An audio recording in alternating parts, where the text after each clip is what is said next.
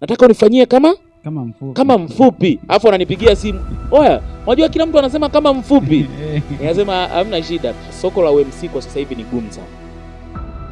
Mtu kamaliza chuo, hana ajira, anajua kuongea, ni MC.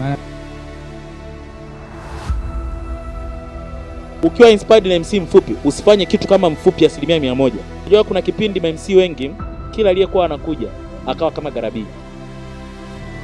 Naamini nilipo mimi, kuna wengi hawajafika zao zipo mikononi mwako. Amina. Kuna uana, tunasikia kabisa watu wameuana kwa sababu ya mapenzi. Jamaa kamfumania sui nani.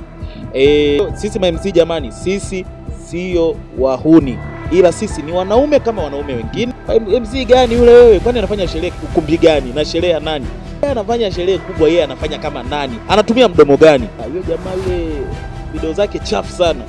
Wewe tukikuchekea wewe unarudi studio. Wewe ubaki wewe tukikuchekea utaenda. Hiki ni kiti cha ukweli na leo tulikuwa na MC Mputo.